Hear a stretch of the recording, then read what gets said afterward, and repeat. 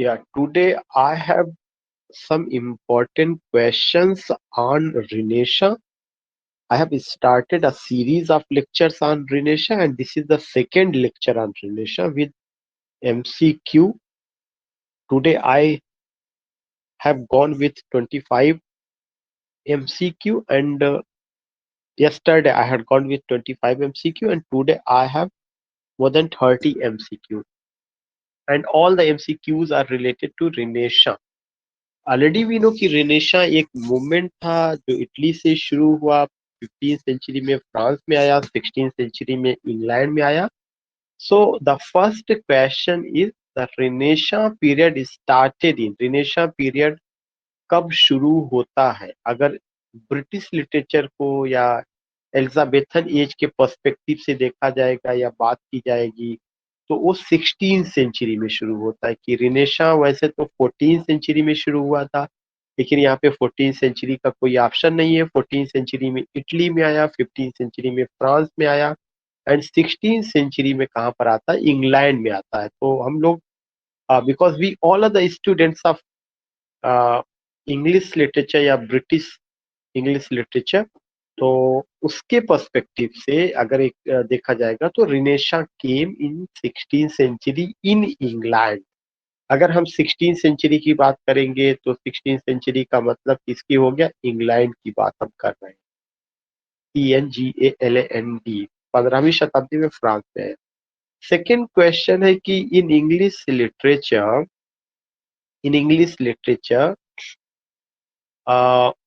The period from 1500 to 16, English literature में 1500 से 1600 ईस्वी तक का जो पीरियड है उसको किस नाम से जाना जाता है. In English literature the period from 15 to 1600 is called the period of the renaissance period, the puritan age, the restoration period. Answer A is the right answer. 1500 से लेकर के 1600 ईस्वी तक का जो पीरियड है उसको रिनेशा के नाम से जाना जाता है. जो प्यूरिटन एज है वो आपका 1625 से 1660 तक रहा है. जो रेस्टोरेशन है वो 1660 से 1700 तक रहा है. तो अगर हम प्यूरिटन की बात करेंगे तो 1625 से 1660, और अगर हम रेस्टोरेशन की बात करेंगे तो 1660 से 1700 तक. थर्ड क्वेश्चन है कि which period is also called the Elizabethan period और द एज ऑफ शेक्सपियर. किस पीरियड को हम एलिजाबेथन पीरियड या शेक्सपियर के पीरियड के नाम से जानते हैं. That was the renaissance period. क्यों? क्योंकि रिनेशा में ही शेक्सपियर का आना हुआ और रिनेशा में ही क्वीन एलिजाबेथ इंग्लैंड की गद्दी पर बैठती है. तो जो एलिजाबेथन ये जो कब से कब तक है, 1558 से 1603 तक है. और एक कॉमन सा क्वेश्चन पूछा जाता है, Shakespeare belongs to which age. तो Shakespeare belongs to Elizabethan age, and Elizabethan age covers the period from 1558 to 1603 at the name of Queen Elizabeth first that belongs to Stuart dynasty से जो belong करती है. तो आई just want to से कि जब भी हमें बात करेंगे कि शेक्सपियर का जो समय था कौन सा था, रिनेशा पीरियड था. क्वेश्चन नंबर 4 है renaissance means revival and rebirth. Answer A is the right answer. एक कल भी आया था. Renaissance means rebirth, revival. Rebirth and revival of what, rebirth and revival, rebirth and new spirit का. इसका मतलब कि सी, आंसर सी या न्यू स्पिरिट का भी एज था. तो answer C is the right answer. ये तीनों मिला करके बनेगा. Revival, rebirth and new spirit का एज था. दूसरा इंपॉर्टेंट पॉइंट है कि जो renaissance, rebirth, revival, re spirit का एज था, न्यू स्पिरिट का, इसमें किसका स्टडी था? Study of Greco Roman art, culture and civilisation, humanism, individualism, nationalism, patriotism, cult of beauty, and so many works have been done during Renaissance in the field of astronomy. और जो feudal system था उस feudal system के against में लोग लड़े, बात किए. The period followed by the middle edges in Europe was, करें कि मिडिल एजेस के बाद जो पीरियड यूरोप में आता है उसको किस नाम से जाना जाता है? The renaissance period. जो मिडिल एज का पीरियड है वो कब से कब तक था? 1066 से लेकर के 1450, हम कह सकते हैं कि 1066 से लेकर के 1450 तक का पीरियड द मिडिल एजेस था। लेकिन उसके बाद जो पीरियड आता वो कौन सा पीरियड था? The renaissance period. तो ये चीज ध्यान में रखना है। When the world was reborn in many ways, करे वो कौन सा समय है जब दुनिया में कई चीजें दोबारा फिर से पैदा हुई? व्हेन द वर्ल्ड, दुनिया दोबारा बहुत सारी चीजों में कब दोबारा पैदा हुई? That was the age of renaissance. Answer B is the right answer. 1500 से 1600 के बीच में। ये बहुत इंपॉर्टेंट क्वेश्चंस है, बहुत ही कॉमन और important questions, important from all examinations के पर्सपेक्टिव से। तो when the world was reborn in many ways, the world was reborn in many ways from 1500 to 1600, वहां से हुआ था। And you come to know कि 1500 to 1600 is famous or known for what? For renaissance period. Renaissance means rebirth, revival and reawakening. ये जो rebirth, revival, reawakening था from the perspective of the study of Greco Roman art, culture, civilisation, बहुत सारा कुछ हुआ। Humanism, individualism, cult of beauty, astronomy में Copernicus का, Ptolemy का आना, गैलीलियो का टेलीस्कोप, वास्को डिगामा का और कोलंबस का, बहुत सारा चीजें हुआ। प्रिंटिंग प्रेस का आना, all these things we come to. Next question है the renaissance first began, renaissance की शुरुआत सबसे पहले कहाँ पर हुई है? Renaissance first began in Italy, 14वीं शताब्दी में। जब भी इटली की बात होगी तो रिनेशा इटली में 14th सेंचुरी में शुरू हुआ। Renaissance began in Italy in 14th century. Answer C is the right answer. उसके बाद रिनेशा 15वीं शताब्दी में फ्रांस में आता है, 16वीं शताब्दी में इंग्लैंड में आता है। जब इंग्लैंड में 16वीं शताब्दी में आता है, वह जो पीरियड था एलिजाबेथन एज का पीरियड था, वह जो पीरियड था शेक्सपियर का पीरियड था। In which field did the renaissance begin in Italy, कह रहे कि रिनेशा इटली में किस फील्ड में आया था? आर्ट में आया था, आर्किटेक्चर में, दोनों में आया था, बोथ ए एंड बी। वहां का आर्ट और वहां का आर्किटेक्चर दोनों प्रभावित हुआ, दोनों आया। तो जब भी हम बात करेंगे हमें हमेशा ध्यान में रखना है कि रिनेशा केम इन इटली, और जब ये इटली में आया तो दोनों चीजें रही है, आर्ट और आर्किटेक्चर में। The renaissance began in Italy, renaissance Italy में शुरू हुआ। कब शुरू हुआ? यहाँ पे 15th सेंचुरी दे रहे, 14th का ऑप्शन नहीं दिया है, लेकिन रिनेशा सही माने में इटली में 14th सेंचुरी में आता है, फ्रांस में 15th सेंचुरी में आता है, इंग्लैंड में 16th सेंचुरी में आता है। तो ये चीज अगर 14th सेंचुरी का ऑप्शन होता तो हम 14th सेंचुरी के साथ जाते, but there is no option of 14th century. This is why I have to go with the 15th century. लेकिन अगर कभी भी 14th सेंचुरी का ऑप्शन होगा तो you have to go with the 14th century. The country which became the most powerful nation in Europe in the late 16th century is, कह रहे हैं कि 16वीं शताब्दी में यूरोप का वह राष्ट्र जो सबसे पावरफुल बना वो कौन सा था? That was England. Answer C England बना। क्यों इंग्लैंड बना? ईस्ट इंडिया कंपनी का आना, एलिजाबेथ का गद्दी पर बैठना, लिटरेचर के फील्ड में काम होना, Francis Bacon, William Shakespeare, Edmund Spenser, sir Philip Sidney और तमाम लोगों का काम करना, इन सब लोगों ने दुनिया को एक नई दिशा दी है जो अपने वर्क के माध्यम से। और साथ ही साथ that was the age of navigation का एज था। जितने भी यूरोपियन इंपीरियलिस्ट नेशन थे, इंग्लैंड ने उन सबको पराजित किया, चाहे फ्रांसीसी रहे हों, पुर्तगाल रहे हों, डच रहे हों। इंग्लिश पीपल डिफीटेड एवरीवन या ऑल दीज पीपल, और उनकी मोनोपोली पूरी दुनिया में कायम हुई थी। In contrast to middle ages, करें मिडिल एजेस के विरोध में या उसके अगेंस्ट में, व्हाट चेंज आकर ड्यूरिंग रिनेशा, रिनेशा में क्या क्या बदलाव आता है? न्यू वर्ल्ड्स वर डिस्कवर्ड, नई दुनिया की खोज की गई, new ways of seeing and thinking, दोनों सही है। New worlds were discovered, new ways of seeing and thinking, therefore answer both A and B means C is the right answer. कैसे नई दुनिया की खोज की गई? कोलंबस ने 1492 ईस्वी में अमेरिका की खोज की, वास्को डिगामा ने 1498 ईस्वी में इंडिया की खोज की। न्यू वेज ऑफ थिंकिंग आया। न्यू वेज ऑफ थिंकिंग कैसे आया? कल मैंने गैलीलियो का द प्रिंस का जिक्र किया था।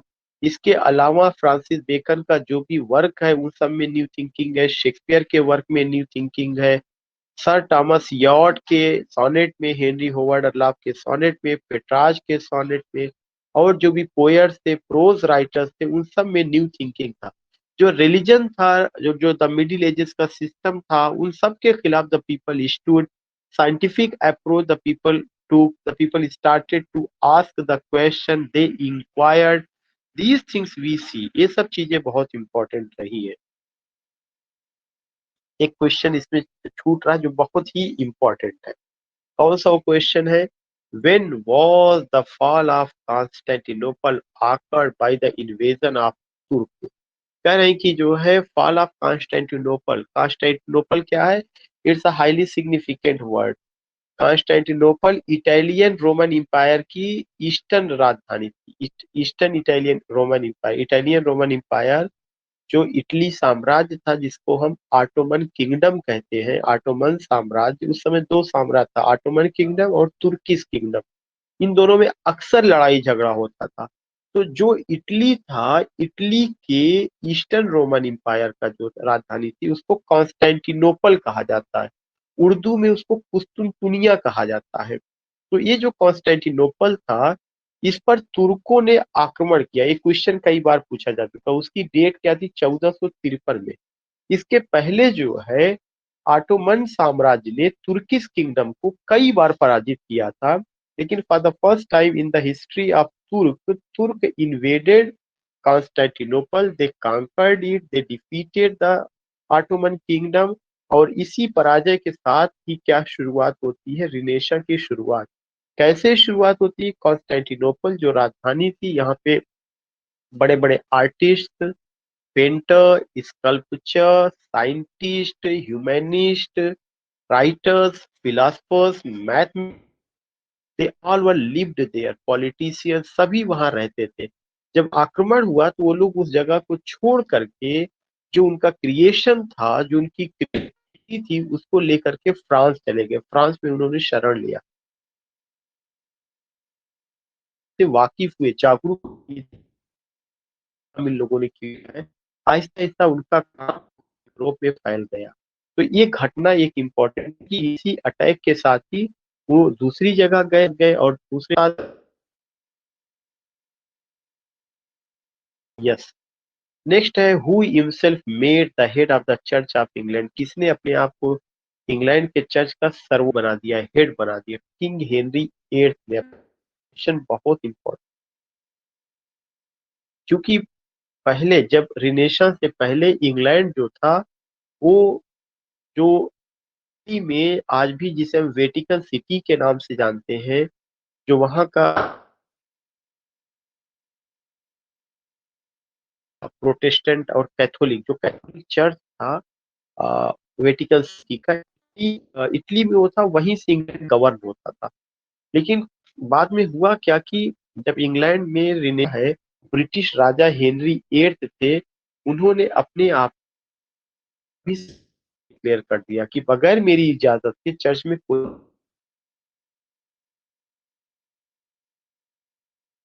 Where did King Henry VIII cut all contact with the Catholic Church? वही कि किंग हेनरी एट्थ जो इंग्लैंड के राजा थे, ने आपको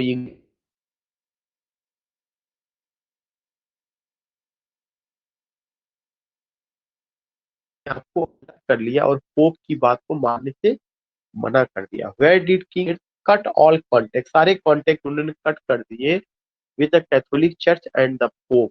कौन सी जगह थी? रोम की। रोम का मतलब इटली, वही रोम की। उस समय उसको रोम के नाम से जाना जाता था। रोम में जो वेटिकन सिटी है, जहाँ पे कैथोलिक चर्च सबसे बड़ा कैथोलिक चर्च था, जहाँ के पोप के आदेश पर ही पूरा का पूरा यूरोप एक तरह से, या पूरा ऑटोमन साम्राज्य गवर्न होता था। जैसे ही रिनेशा आया, इंग्लैंड के बादशाह हेनरी एट ने अपने आप को बिल्कुल उससे अलग कर लिया। नेक्स्ट है a reaction against the Catholic church in many parts of Europe, which movement became more and more important.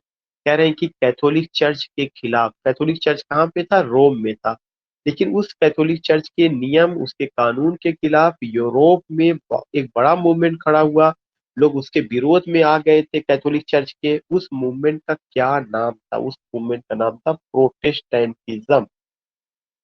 यही इसी आधार पे बाद में जो चर्च थे, या सॉरी चर्च नहीं, जो क्रिश्चियनिटी थी, वो दो हिस्सों में बढ़ जाती है, कैथोलिक और प्रोटेस्टेंट। कैथोलिक जो ट्रेडिशनल पैटर्न ऑफ क्रिश्चियनिटी को फॉलो करते थे, प्रोटेस्टेंट जो नए कुछ नई आइडियोलॉजी के साथ थे, पुराने पैटर्न का विरोध करते थे, और जो धर्म में भ्रष्टाचार हुआ था उसका विरोध करते थे। प्रोटेस्टेंट जो है प्यूरिटी ऑफ सोल और हार्ट की बात करते थे। This things we see at that time who was closest to God. कह रहे हैं उस समय जो है, जब चर्च था, चर्च का बोलबाला था, ऑटोमन किंगडम था, ऑटोमन किंगडम पर किंग का रूलिंग था, और जो वहाँ के वेटिकन सिटी का जो कैथोलिक चर्च था उस पे पोप का अधिकार था। उस समय कौन कहता था कि वे गॉड के बहुत करीब है, या वे गॉड का धरती पर प्रतिनिधित्व करते? किंग और queen, man kind. Answer A. हमेशा राजा और रानी ने कहा कि वे ईश्वर का प्रतिनिधित्व दुनिया पे करते हैं, तो वे हमेशा अपने आप को कहे कि they are very close to God. Next है, who brought church and state together during. वो कौन सा इंग्लैंड का राजा थे जिन्होंने चर्च और स्टेट दोनों को साथ साथ चलाया, दोनों पे अपनी सत्ता स्थापित की? अभी हम ये लोग पढ़ते king Henry eight. King Henry eight एक ऐसे राजा हैं जिन्होंने क्या किया, इंग्लैंड में भी अपनी सत्ता स्थापित की, साथ ही साथ कहाँ पर अपनी सत्ता स्थापित की? आप कह सकते हैं कि अ, इंग्लैंड में चर्च, मतलब चर्च और स्टेट दोनों पर उन्होंने कब्जा किया। Emphasis on humanism, man's concern with himself as an object of contemplation।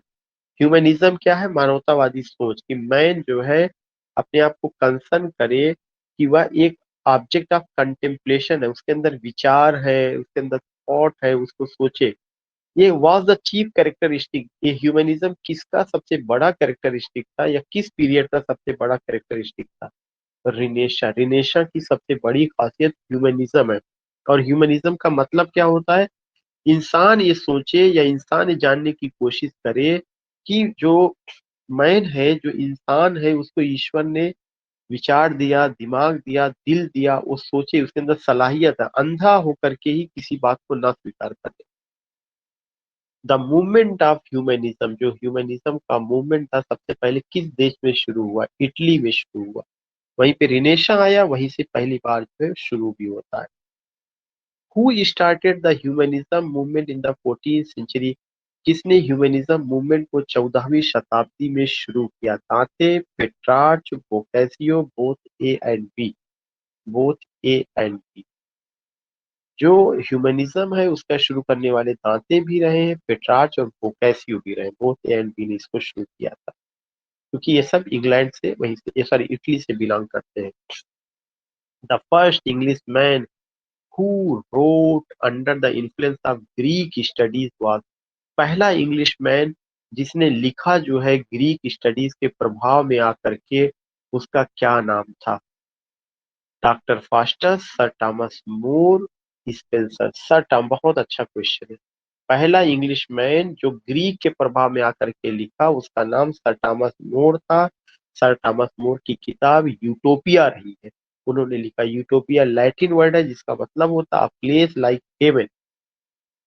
Utopia written in Latin, utopia Latin में लिखा गया, इज द लिटरेरी वर्क। ये किसका लिटरेरी वर्क है? सर थॉमस मोर का। सर थॉमस मोर का ये लिटरेरी वर्क है।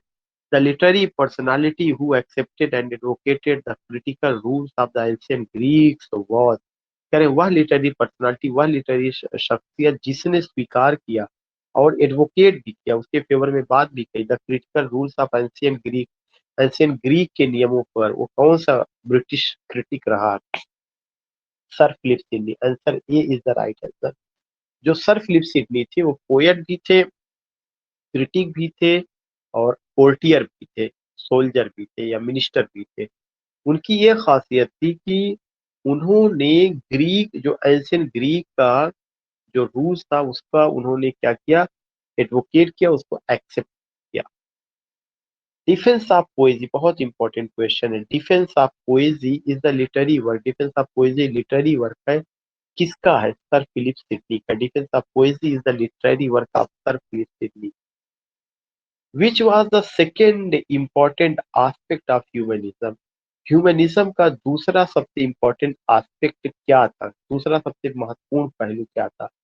Discovery of the external universe. Yes, दुनिया के अन्य हिस्सों की, जो उसके वाह हिस्से थे और भी जो चीज थी, उसकी भी खोज की गई। तो answer A is the right answer, कि ह्यूमनिज्म का जो दूसरा पहलू था कि मैन अपने अंदर की चीज तो खोजे, लेकिन मैन जिस दुनिया में रह रहा है उसकी भी खोज करे। इसीलिए Vasco da Gama, Columbus, Galileo, Copernicus, Ptolemy ने तमाम काम किए हैं। A new literary form in the Renaissance period, the essay was used successfully by। कह रहे हैं कि ऐसे जो कि रिनेशा में यूज किया गया सक्सेसफुली, किसने यूज किया? बेकन ने। बेकन को फादर ऑफ इंग्लिश एसे कहा जाता है, और फादर ऑफ एसे किसको कहा जाता है? मॉन्टेन को कहा जाता है, जो फ्रांस के थे। In drama who probed down into the deeper recesses of the human passion in the 16th century. कह रहे ड्रामा में 16वीं शताब्दी में वो कौन से राइटर थे जिन्होंने बहुत गहराई से ह्यूमन पैशन, मानव मानव उत्तेजना, मानव आकांक्षा को प्रेजेंट किया? उनके हर ड्रामा में ये नजर आता। That was the Christopher Marlowe. Christopher Marlowe ही यूनिवर्सिटी विट्स के लीडर भी रहे। द आथर ऑफ यूफ्यूज, करें जो आथर ऑफ यूफ्यूज है प्रोज में। यूफ्यूज जो है एक क्रिएशन है और यह प्रोज में है। इसके आथर का नाम, writing during renaissance period, Euphues के आथर कौन है? John Lyly. B answer is the right answer. बहुत इंपॉर्टेंट क्वेश्चन चला। John Lyly is the author of Euphues. John Lyly Euphues के आथर है।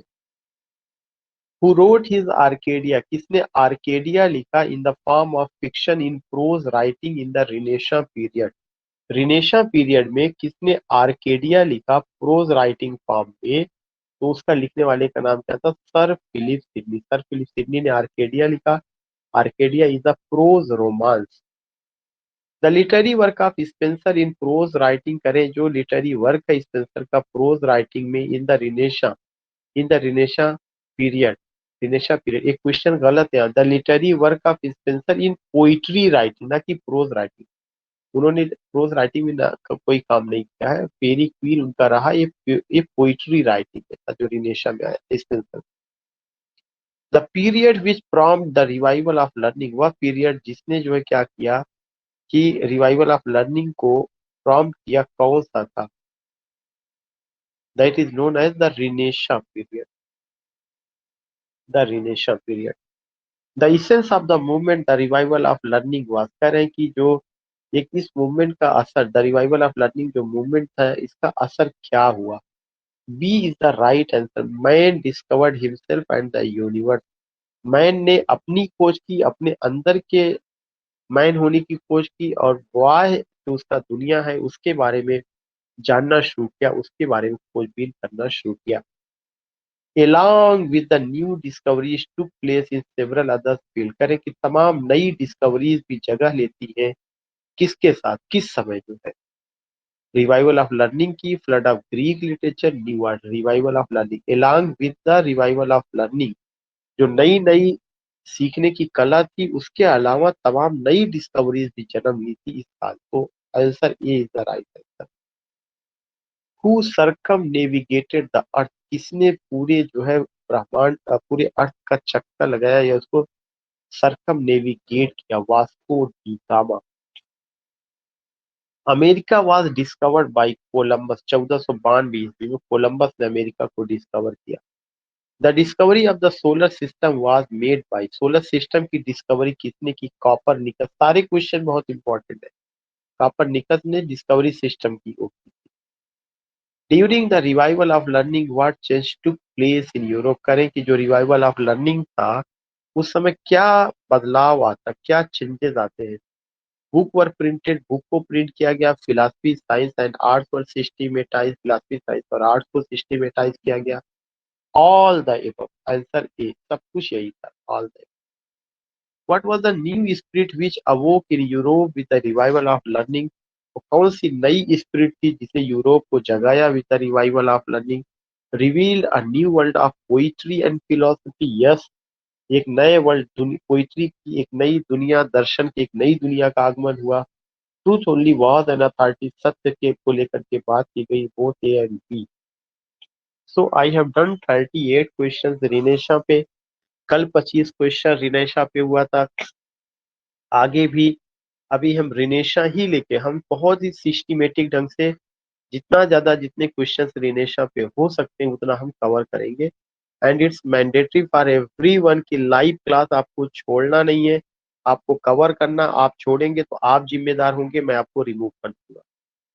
इसलिए कि हम जितनी शिद्दत से आपका करा रहे हैं, अभी मैंने पूरा सिस्टमेटिक ढंग से history of English literature, Anglo Saxon का तमाम चीजें लेकर के मॉडर्न एज तक मैंने कवर कराया। अब मैं छोटा छोटा टॉपिक लेकर के आ रहा हूँ जिससे आपका कोई पार्ट छूटे नहीं, और अगर टेस्ट सीरीज चल रही तो उसी तरह से चले।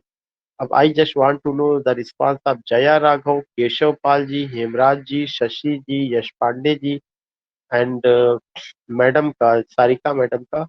अगर आपको बताइए, और क्लास कैसी आपको लगी आप ये भी बताइए, आप उसका सजेशन मुझे दीजिए। एक एक लोग अपना माइक ऑफ करके, मैं इस क्लास पे ज्यादा से ज्यादा फोकस करना चाहता हूँ, इम्फेसिस करना चाहता हूँ, क्योंकि एग्जामिनेशन नवंबर में होगा, इसलिए जरूरी है कि मैं इस पर ज्यादा से ज्यादा फोकस करूँ, और ज्यादा से ज्यादा लोगों को बताइए कि उसको ज्वाइन करें। तो जया राघव मैडम, एक एक करके आप लोग अपनी opinion. Good evening, sir. Okay, yeah good It evening. is very useful, sir. Really. Okay okay, that's good. और इसके अलावा ये सजेशन ये है कि जो भी लोग वहाँ पे हमारी क्लास में टीजीटी वाली जो रिकॉर्डेड क्लास है उसमें जो जुड़े हैं, उनसे बार बार रिक्वेस्ट है, जो टीजीटी या पीजीटी में का जो पेमेंट कर चुके हैं, जो उसमें जुड़े हुए हैं, उनसे ये रिक्वेस्ट है कि वे सारे लेक्चर को सिस्टमेटिक ढंग से देखते रहेंगे। क्योंकि वहां से अगर आप लेक्चर देखेंगे तो ये सारा ऑब्जेक्टिव आपको और आसान लगेगा और क्लियर होगा। अभी इसी तरह से मैं आथर पर उनके टेक्स्ट को भी लेकर के आऊंगा। अभी हमारे पास समय है, हमें सिस्टमेटिक ढंग से करने दीजिए। केशव जी, केशव जी आज पहली बार लाइव मेरे पास आए, मैंने इनको कई कॉल किया, फोन इनका नहीं उठ पाया। केशव जी आप अनम्यूट कर सकते हैं, जहाँ पे माइक बना हुआ है वहां पे एक माइक का एक सिंबल है, touch it and you will be unmuted, you can give your response. Hemraj, जो माइक का अनम्यूट नहीं कर पा रहे, अनम्यूट नहीं कर पा रहे, they can just put the message in chat box. Shashikant ji,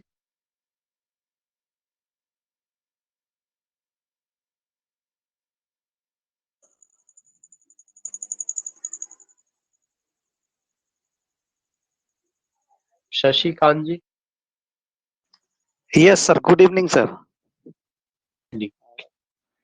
how did you find the class? Is it helpful? Yeah, do you want to Yes, sir. need something? Yes, sir. It is useful. Very useful, sir. Oh, oh, oh. Yash Pandey ji,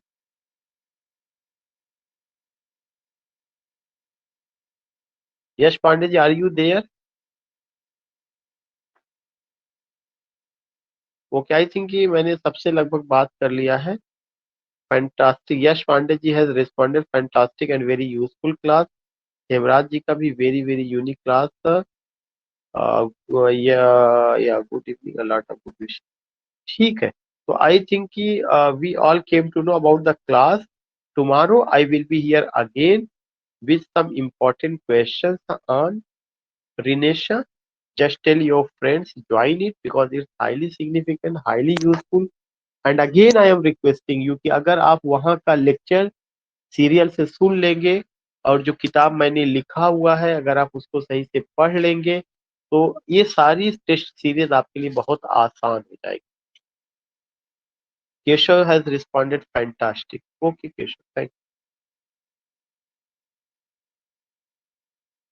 को live class miss नहीं करना, कोई बहुत दिक्कत होगी तभी, वरना फिर हमारे लाइव आने का कोई फायदा नहीं।